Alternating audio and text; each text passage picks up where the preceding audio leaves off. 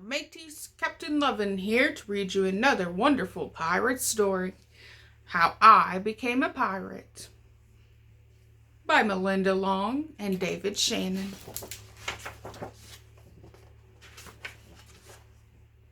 Pirates have green teeth. Ugh.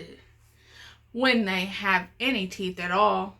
I know about pirates because one day when I was at the beach building a sandcastle and minding my own business, a pirate ship sailed into view. I knew what it was because its flag had a skull and crossbones.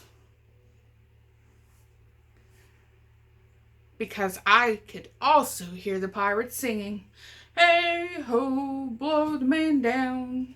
They were a little off key.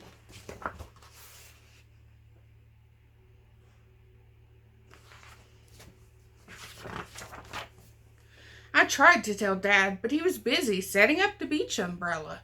I tried to tell Mom, but she was busy slathering my baby sister with sunblock. So I went back to my sandcastle, but I kept an eye on the pirates. By then they were rowing to shore.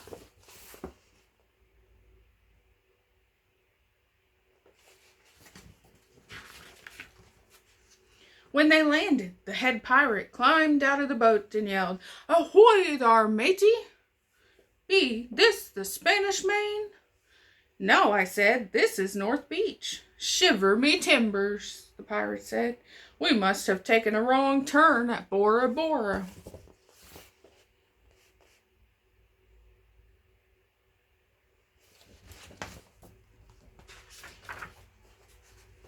He walked around my sandcastle. He looked at the moat, then yelled back to his crew, "He's a digger, he is, and a good one to boot." "A good one to boot," the others agreed. "What be your name, matey?" the head pirate asked. "Jeremy Jacob, sir," I told him. So the little boy's name is Jeremy Jacob.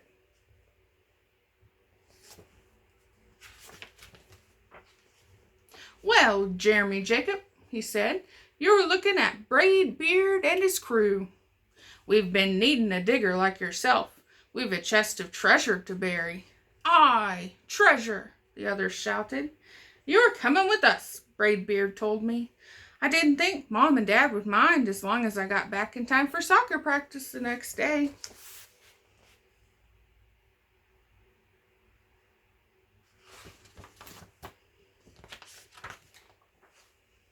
That's how I became a pirate.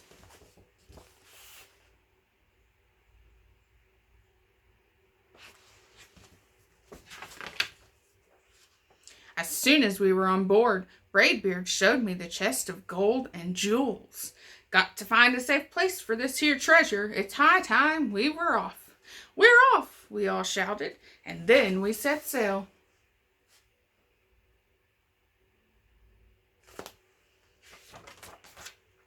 There was plenty to do on board. The pirates taught me to sing sea shanties, the louder the better, and to say real-life pirate stuff like landlubber and scurry dog. By dinner time, I could speak pirate perfectly. I also learned pirate manners. Braidbeard pounded his fist on the table and yelled, "Down the hatch, me laddies! Down the hatch!" we all shouted. Braidbeard gulped his food and said, "Hand over the meat!" "The meat!" we all roared. Nobody told us to finish our spinach because there wasn't any, or to chew up our carrots. They weren't allowed on board. We talked with our mouths full and nobody said please or thank you. That's because pirates don't have good manners.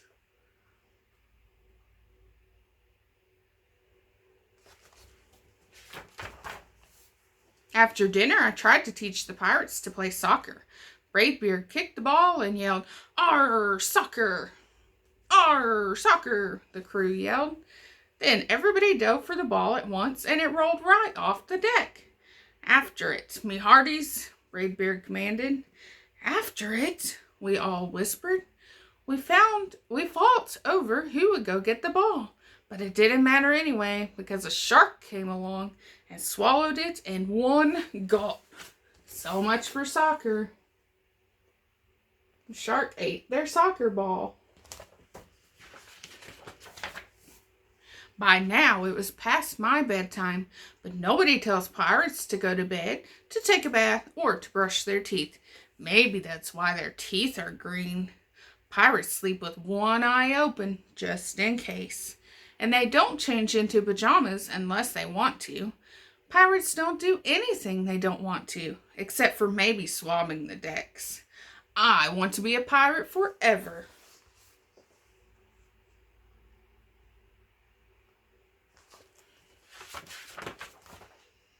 But then I found out what else they don't do. When I couldn't stay awake any longer, I asked Braidbeard to tuck me in and read me a story. Tuck you in? He bellowed. Pirates don't tuck. No tucking, cried the crew. And the only thing they had to read was a map. Don't you have any books? I asked. Braidbeard looked confused. Books? I didn't even bother to ask about a good night kiss.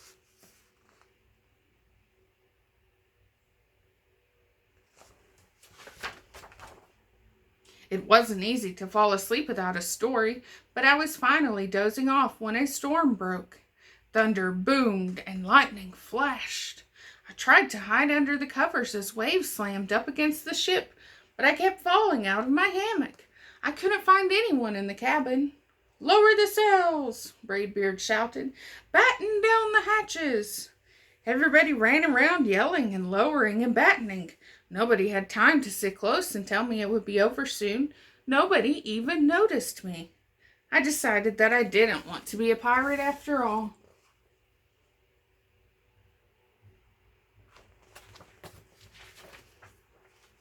Just then, flash, crash, crack! Lightning hit the mast and split it right down the middle. What'll we do now? Yelled one of the pirates. We'll have to turn back, called another. But the treasure, hollered Braidbeard. Where will we bury the treasure? I stepped forward. Maybe I can help. I shouted over the wind. I think I know the perfect digging spot.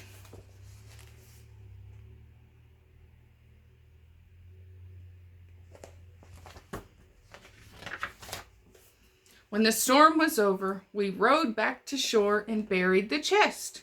We drew a map so we could find the treasure again, but I don't think I'll need it. X marks the spot. X marks where the treasure's buried. And it says Jeremy Jacobs' backyard. So they buried the treasure in his backyard next to the tree. After that, the pirates repaired the ship and got ready to set sail. Before they left, Braidbeard handed me a flag and said, You make a fine pirate, Jeremy Jacob. Guard that treasure well. We'll be back to get it soon enough. Soon enough, the crew repeated. And if you ever need us, Braidbeard added, just run the Jolly Roger up yonder pole. Up yonder pole, the others shouted. And maybe I will, but not today. The Jolly Roger is the skull and crossbones flag that Jeremy Jacobs has. So the pirates told him if you ever need them again to raise the flag. But he doesn't think he'll ever need them again because he has soccer practice. And his team is the Pirates. His team name is the Pirates. The end.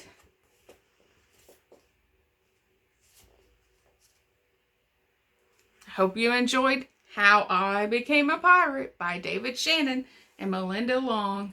And you can be a pirate at your house too. Arr! Have a great day, mateys.